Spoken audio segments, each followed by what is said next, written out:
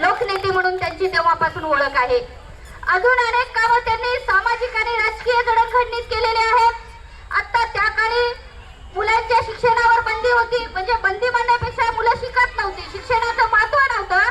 त्या काळामध्ये अनेक बहुजनांचे लेकरं शिकले पाहिजे म्हणून त्यांनी शाळा उघडलेल्या आहेत. नुसत्याच शाळा उघडल्या नाहीत तर सर्व समाजाचे लेकरं एकत्र शाळेत आले पाहिजे म्हणून सामाजिक शाळा उघडल्यात. आणि आपल्या मायबापाला शाळेची जाणीव करून देण्यासाठी जे विद्यार्थी शिकत नाहीत अशा मायबापाला त्यांनी 1 रुपया त्या काळी दंड लावला. हा दंड यासाठी होता की त्या दंडातून फार काही मिळतं असं नव्हतं, परंतु तो दंड लावल्याने त्या कुटुंबातली जनजागृती व्हावी आणि आपल्या लेकरांना शिक्षण द्यावं म्हणून त्या काळामध्ये 1 रुपया दंड लावून त्यांनी शाळेसाठी मुलांना प्रवृत्त केलं. परंतु आज या ठिकाणी खरं तर राजकीय भाषण करण्याची इच्छा नाहीये, परंतु आम्ही ज्या शाहू महाराजांनी आम्हाला जे दिलं ते वाचवण्याची मात्र आमच्यावर जबाबदारी आहे, एक सुशिक्षित नागरिक म्हणून, एक जागरूक नागरिक म्हणून. आज काय होतं, त्या काळामध्ये ज्या शाळा वाचवण्याचं काम केलं त्याच शाळा आज बंद करण्याचं इथं षडयंत्र चालू आहे.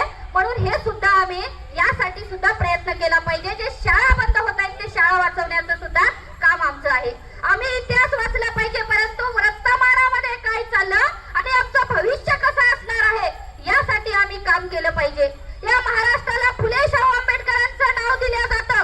फुले शाहू आंबेडकरांचा महाराष्ट्र पुरोगामी म्हणून ओळखलं जातं, तो उगीच नाही. छत्रपती शाहू महाराजांनी जे काम केलं, मग ते शिक्षणाचं असेल, मग ते शेतकऱ्यांसाठीचं असेल, मग ते पुनर्विवाहांचं असेल, महिलांचं असेल, आरक्षणांचं असेल, त्या पुढे जाऊन हे सगळे कामं घटनेमध्ये लिहिण्याचं काम डॉक्टर बाबासाहेब आंबेडकरांनी केलं.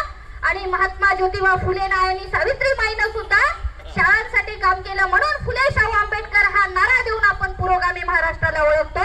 हा इतिहास आहे. आता आपल्याला माहिती आहे त्या काळातली परिस्थिती. आज आपण बघितलेलं आहे की त्या काळामध्ये शाहू महाराजांनी जे वाचवलेलं आहे, मग ते शेतकऱ्यांसाठी असेल, कामगारांसाठी असेल, विद्यार्थ्यांसाठी असेल, युवकांसाठी असेल, महिलांसाठी असेल, परंतु तो इतिहास मिटवण्याचं काम आजच्या या काळामध्ये होत आहे. तो इतिहास आपला असाच असला पाहिजे, तो इतिहास आमच्या लेकरांनी वाचला पाहिजे, तो इतिहास शाळेमध्ये परत परत आमच्या पुस्तकांमध्ये आणला पाहिजे. म्हणून आपण प्रयत्न करूया, हेच अभिवाचन आज घेऊया. खरी महामानवांना अभिवादन ठरेल असं मी या ठिकाणी बोलतो आणि थांबतो. धन्यवाद.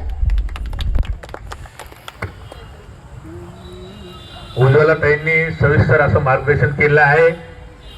शाहू महाराजांच्या काळामध्ये जी काही प्रगती होती